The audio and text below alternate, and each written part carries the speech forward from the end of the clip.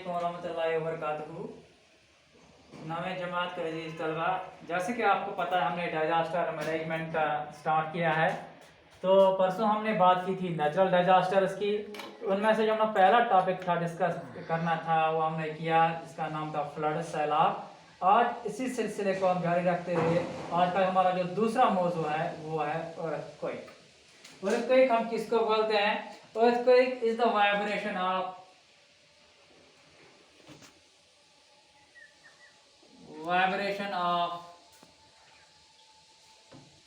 surface of earth, vibration of surface of earth due to release of energy, due to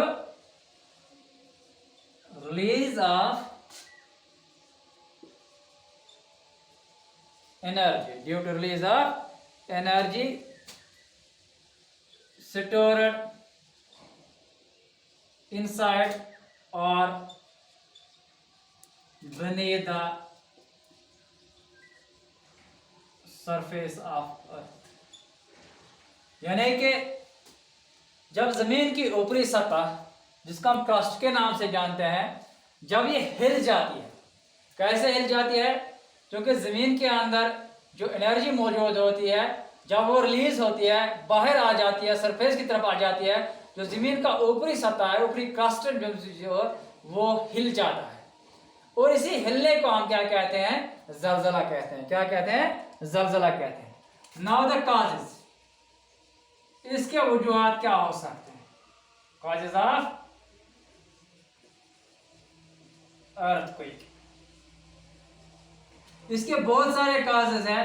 एक cause इसकी है tectonic plates, और we can say movement of tectonic plates,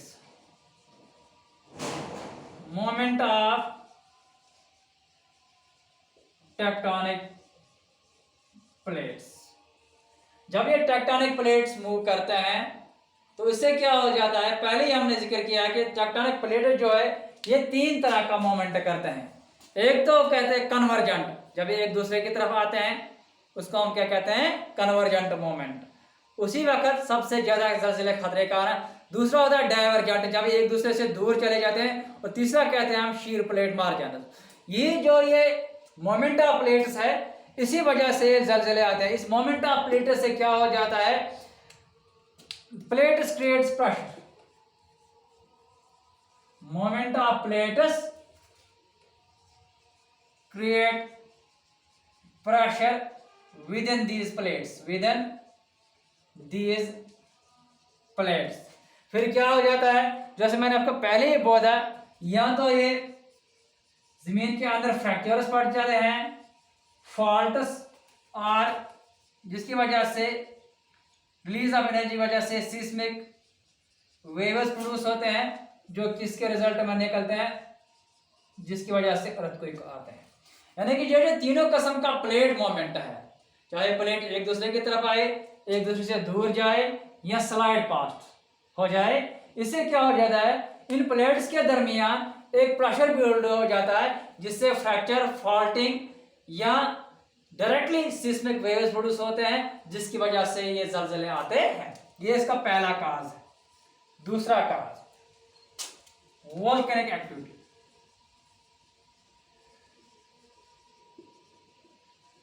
यानी कि आतिशफशा पहाड़। जमीन के अंदर जो मैग्मा मौजूद होता है हॉट एंड मोल्टन फॉर्म में, जब जमीन किसी जगह कमजोर पड़ जाती है, ये हॉट और मोल्टन मटेरियल लगातार जमीन के नीचे से ऊपर आने की कोशिश करता है।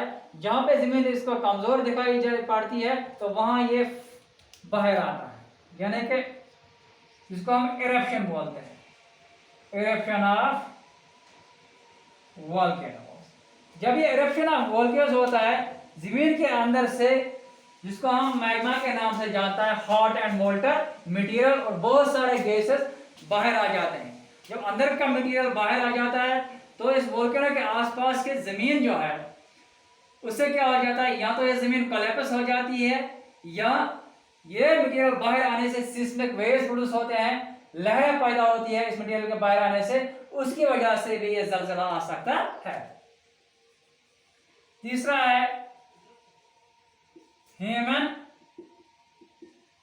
एक्टिविटीज, यानी कि इसमें आते हैं blasting of rocks, drilling of oil, और इसके अलावा है माइनिंग एक्टिविटीज। ये कुछ ऐसे वजूहात है जिसकी वजह से क्या आते हैं, जलजले आ जाते हैं। Blasting of rocks, drilling of oil, mining activities, इनकी वजह से या इसके बाद हम क्या पढ़ेंगे, इफेक्ट्स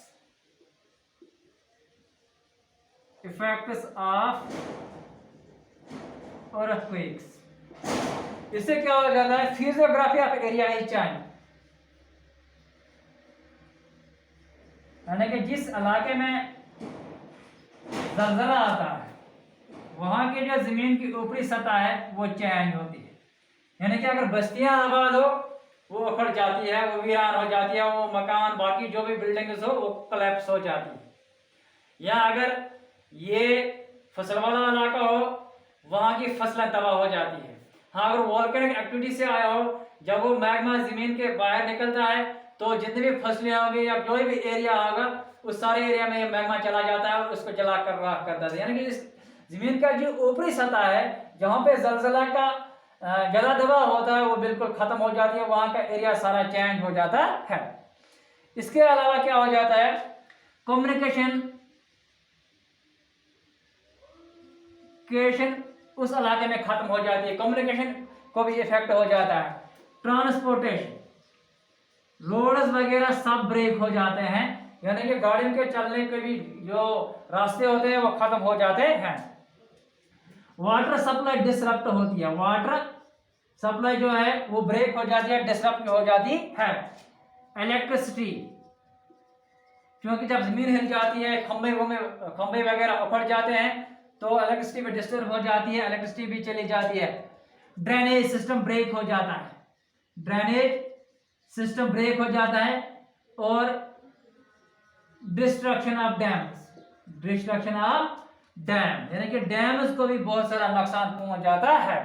इसके अलावा अगर कहीं एग्रीकल्चर लैंड होगी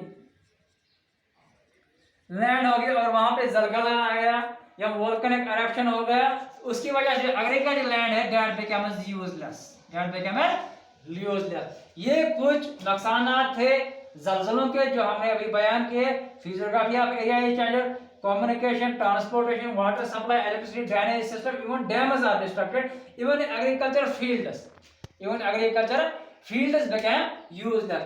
तो इसलिए हम बात कर रहे हैं जलजलों की, जमीन के ऊपरी सतह के अचानक हिलने को हम क्या कहते हैं, जलजले कहते हैं। और जलजले कैसे वजूद में आते हैं, जो जमीन के अंदर एनर्जी मौजूद होती है जब ये रिलीज हो जाती है, इसी की वजह से जमीन की ऊपरी सतह हिल जाती है। और ये एनर्जी कैसे रिलीज हो जाती है, इसके लिए तीन वजूहात है, tectonic moment of tectonic plates या वोल्केनिक एक्टिविटी या ह्यूमन एक्टिविटीज रिस्पांसिबल है, और ये इसके नुकसान है। अब इसको मैनेज हम कैसे कर सकते हैं, क्योंकि हमारे पास इंस्ट्रूमेंट्स है जिससे हम रिकॉर्ड कर सकते हैं, लेकिन हम जलजले को प्रेडिक्ट नहीं कर सकते। लेकिन जब जलजला आएगा तो इसके लिए कुछ एहतियात लाजमी है, यानी कि जैसे घरों से बाहर निकलना, ओपन फील्ड्स में जाना, या अगर घर में ही फंसा रहे दीवारों के जो कॉर्नर्स होते हैं वहां पे बैठना, या कहीं ऐसी जगह जाना जो इंसान को लगे कि ये टेक्निकली बहुत मजबूत है, या बेसिकली बाहर ही जाना है तो ओपन फील्ड्स में जाना है जहां इमारतें या रोड वगैरह या दरख्त वगैरह आसपास न हो।